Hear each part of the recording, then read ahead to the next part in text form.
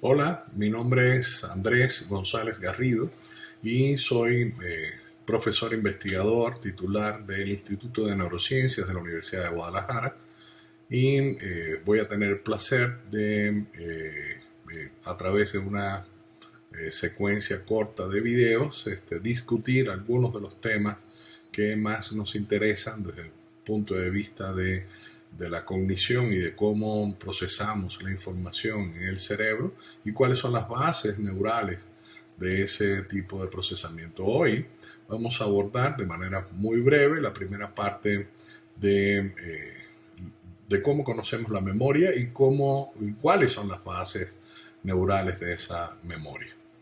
Cuando hablamos de memoria casi siempre nos estamos refiriendo a un hecho específico, a un recuerdo que nos viene a la mente. Aquellos que no pertenecen a las últimas generaciones X, millennials y demás recordarán la figura clásica del lechero y cómo llegaba la leche a nuestros hogares en otros tiempos, o algunas de las manifestaciones sociales más frecuentes como la era punk, donde eso que ven ahí era bastante usual en la juventud de ese tiempo, o si nos vamos más atrás, pues recordarían los tranvías, el uso de tranvías.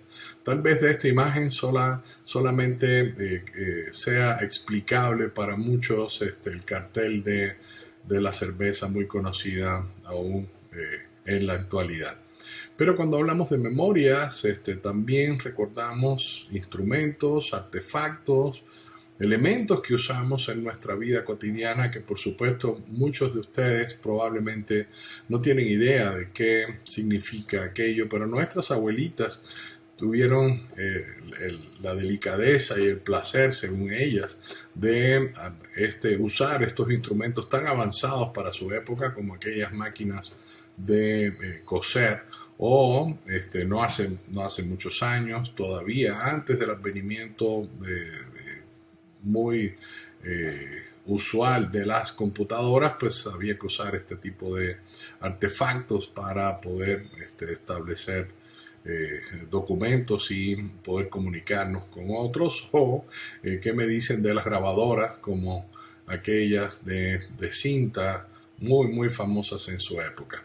También recordamos no solo las cosas buenas, sino aquellas etapas y todas las cosas inadecuadas que podemos hacer como seres humanos. Esta foto que le dio la vuelta al mundo y ganó un Pulitzer sobre la guerra de Vietnam, nos relata el sufrimiento de un pueblo y de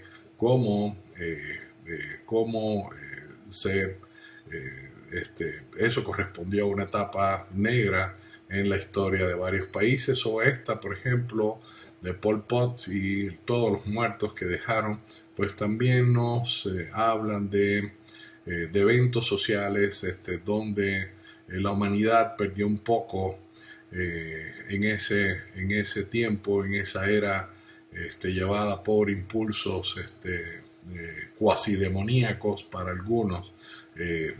No hay explicación posible para llegar a este tipo de situaciones. Pero también podemos recordar caras bonitas, amables, recuerdos dulces. No todo es las miserias que he presentado. ¿Y cómo hacemos esto? ¿Cómo está el cerebro capacitado para poder ingresar toda esa información y convertirla en esos recuerdos que atesoramos para el día de mañana y que somos capaces de transmitirles a las nuevas generaciones, a nuestros hijos, a los nietos, a aquellos que los tengan? Pues bueno, se ha dicho mucho que el cerebro tiene capacidades ilimitadas y que usamos el 10, el 20% de esas capacidades, lo cual no es cierto, es absolutamente falso. De hecho, nosotros construimos el mundo con una visión bastante limitada desde el punto de vista sensorial. Vean lo que le presento, el espectro de sonido que somos capaces de oír desde unos 20 a 20 de unos 20 hercios a unos 20 kilohercios, más o menos son las frecuencias audibles para nuestro oído. Pero vean, todo lo demás, los ultrasonidos, lo que son capaces de oír otras especies animales, que nosotros somos es imposible para nosotros hacerlo. Un ejemplo cotidiano es el silbato ese que usamos para llamar a algunos, el silbato canino que le llaman para algunos perros, que oscila alrededor de 40.000 hercios, muchísimo más allá de lo que somos capaces nosotros de percibir. Pero si les queda duda todavía, vean el espectro visual que tenemos, un espectro extraordinariamente pequeño. Vean lo que podemos ver y cómo reconstruimos el mundo a partir de un pedacitito del espectro visual. No vemos rayos ultravioletas, a no ser que pertenezcamos a los cómics, Marvel y todas esas creaciones. No vemos rayos X, por supuesto, mucho menos los rayos gamma, tampoco los infrarrojos y así sucesivamente. El espectro que podemos ver es muy poco, y además tenemos 3 sistemas de conos que nos permiten ver una gran cantidad de colores, pero hay especies que tienen hasta 4, podría multiplicarse extraordinariamente esta visión, de manera que tenemos una limitante extraordinariamente desde el punto de vista de cómo recibimos esa información. Y entonces, si estamos limitados para recibir, pues obviamente necesitamos entonces filtrar esa información, filtrarla desde la misma entrada, o sea, darle paso a algunos estímulos que consideramos desde su inicio que pueden ser importantes o relevantes dependiendo del contexto y sobre todo también de nuestra experiencia previa y nuestras necesidades en ese momento. Si atendemos algunas definiciones, pues eso es la memoria, es la capacidad de codificar la información que viene, que puede ser una onda de presión, si se va a convertir en un sonido por el sistema nervioso, interpretable obviamente por el cerebro, pero puede ser también luz y un haz de luz, y entonces nosotros, si está dentro de nuestro espectro visual, podríamos convertirlo en una señal útil, entendible por el cerebro. Por lo tanto, tenemos que codificar esa información que nos llegue. ¿Y codificarla en qué? En estímulos eléctricos. Estímulos eléctricos porque nuestro cerebro, constituido por unas millones de estas pequeñas unidades que denominamos neuronas, esas células vivas que nos permiten manipular la información, cambiarla, modificarla e incluso asignarle significados a esa información, pues el cerebro necesita un código que sea común para todas estas señales que recibe. Y ese código es señales eléctricas. Obviamente, cuando tenemos un conductor, alrededor del conductor tenemos donde pasa un circuito eléctrico, alrededor tenemos un campo magnético. Entonces, como ustedes quieran o prefieran imaginarse esto, como campos magnéticos o una sumatoria muy compleja de campos magnéticos o de estímulos eléctricos. Eso es lo que nos permite almacenar, retener, recordar la información y construir experiencias. Por lo tanto, la memoria entonces es la suma total de lo que recordamos. Y eso nos da la capacidad de aprender, algunos, pero en general nos da la capacidad de aprender y adaptarnos a la experiencia previa. Y eso modifica incluso nuestras relaciones, cómo vemos el mundo, cómo actuamos o interactuamos con el mundo, cómo vemos a los demás, cómo nos vemos a nosotros mismos o apreciamos nuestra integridad o identidad y cómo esa se relaciona con los demás. La memoria se ha dicho que es la capacidad de recordar experiencias pasadas, de recrear hechos, que por cierto el cerebro ahí le añade sus puntos interesantes porque estamos capacitados para rellenar la información que no tenemos. Hay algunos mentirosos y otros más mentirosos que otros, pero nuestro cerebro en general genera información si no la hay y por lo tanto incluso puede generar hasta lo que han llamado recuerdos falsos. Habilidades, hábitos que vamos adquiriendo, ese es el gran almacén de esas cosas aprendidas y que retenemos por nuestra actividad, nuestra experiencia o incluso que son modificables en dependencia del propio comportamiento y de la acción de ese medio externo sobre nosotros.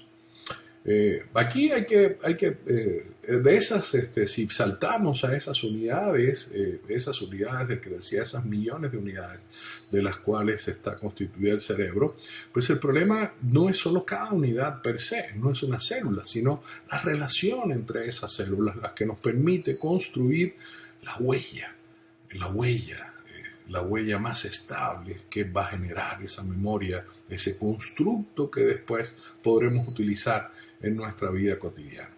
Las neuronas se conectan entre sí, están interconectadas y aquí hay una influencia evidente de la genética. O sea, venimos con una gran cantidad de neuronas listas para conectarse y con un camino más o menos pretrazado de cómo hacerlo. Sin embargo, el contexto en el que nos desarrollamos y en el que vivimos, entonces es el que va a poco ir cambiando este flujo de relaciones y esas neuronas se van comunicando a través de lo que llamamos la sinapsis y establecen comunidades específicas. Ahí verán a un gran científico de finales del siglo XIX, Ramón y Cajal, quien descubrió y puso en evidencia estas conexiones neurales y el principio de esa conectividad específica, o sea, había vías o circuitos neurales que son distintivos y se diferencian de los otros en cuanto a su conectividad y cómo están establecidos. Más adelante es una muy importante contribución a casi mediados del siglo XX, hecha por el extraordinario científico Donald Hebb, que planteó que los sistemas celulares, que hay leyes, principios que rigen esta conectividad entre las células, entre esos circuitos celulares, planteando entonces una teoría que se conoció como la de la asamblea o interconectividad celular, donde dice, bueno, pues las células se conectan entre sí y tienden a asociarse, pero cuando esto sucede, entonces esa relación puede modificarse en dependencia de sucesos posteriores. Es decir, si un circuito, por ejemplo, se abre y se establece y ese circuito es usado una y otra vez, entonces eso modifica las relaciones, va haciendo más específica esa relación y por lo tanto, pues, entonces nos permite formar ese entramado que llamamos engrama o se denomina engrama, que se refiere a la huella neurofisiológica en el cerebro de esa que constituye la base de ese recuerdo o de esa memoria. Por lo tanto, entonces, la memoria implica no solo codificar y recibir la información, sino también registrarlo, fijarlo y consolidarlo para volverlo también, para que eso se convierta en una conducta o un modo procesal del sistema.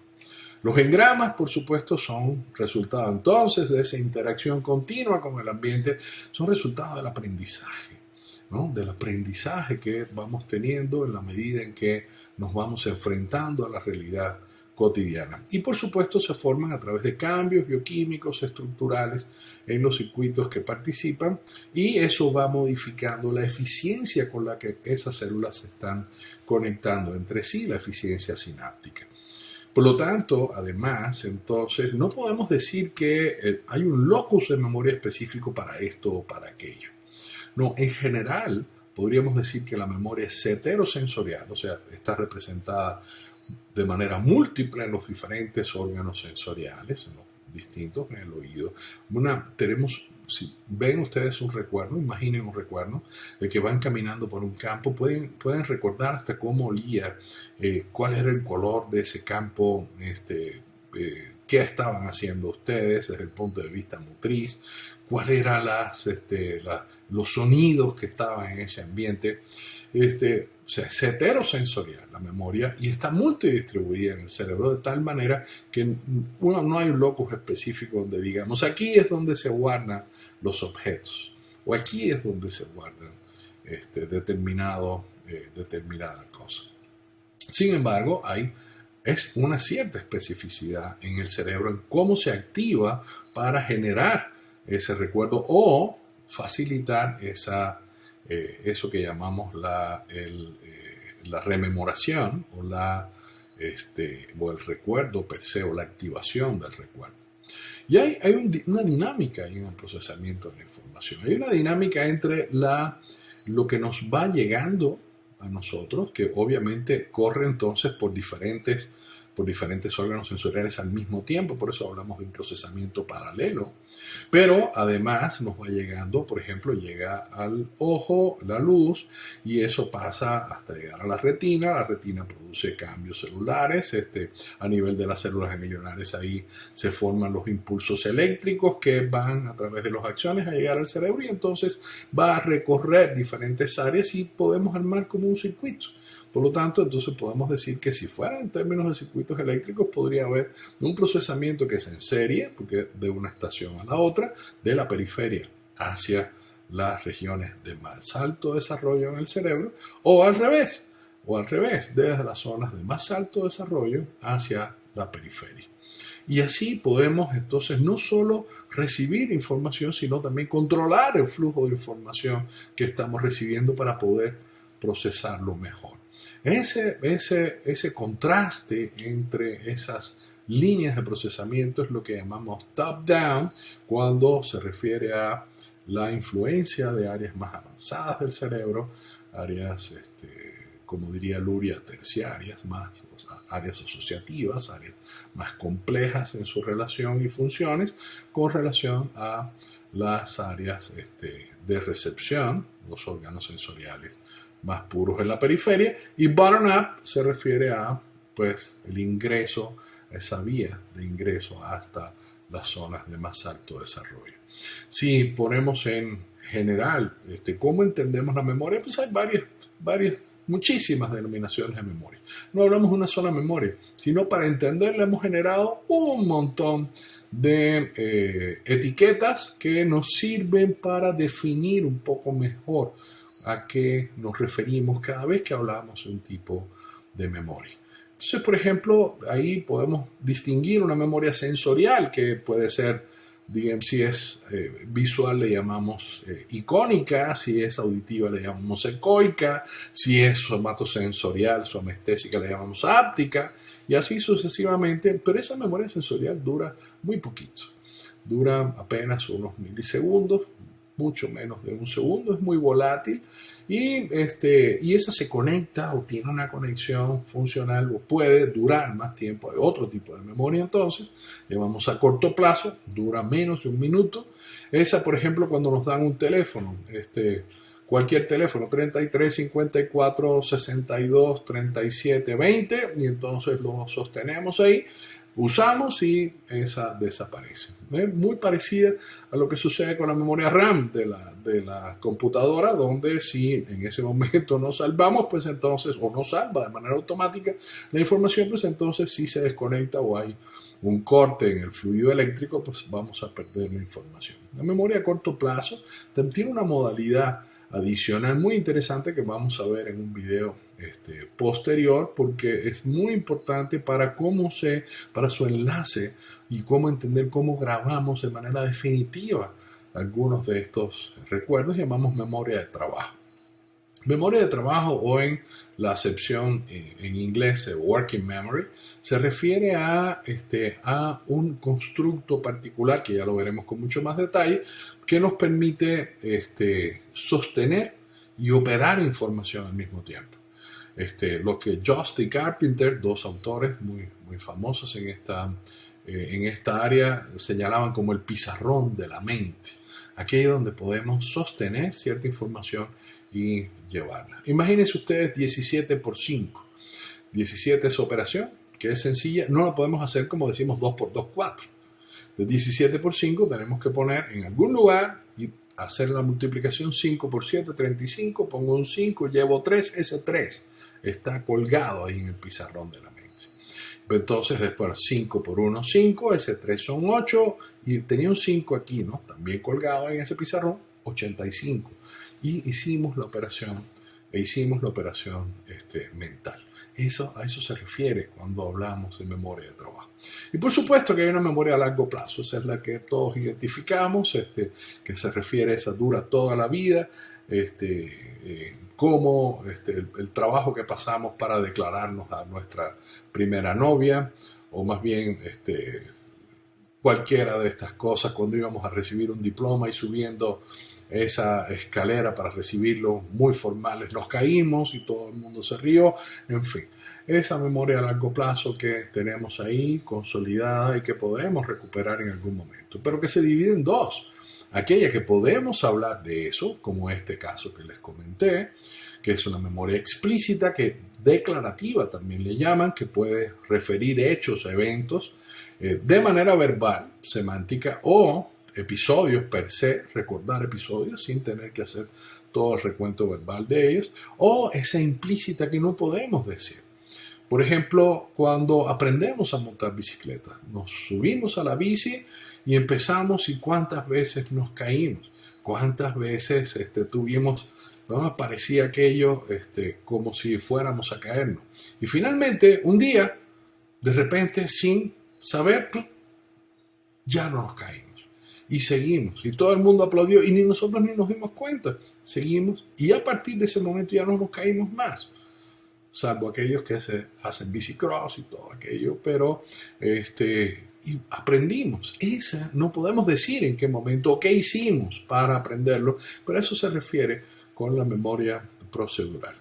Esto apenas un pequeño esbozo, un primer esbozo de la memoria como la entendemos, y en sus videos sucesivos pues también haremos un recuento, iremos un poquito más a fondo de cuáles son las bases neurales, cómo se estructura esto en el cerebro y cómo generamos esa magia o descubrimos esa magia que es la memoria e incluso la emoción relacionada con la memoria y otras características de la misma. Muchas gracias por su atención.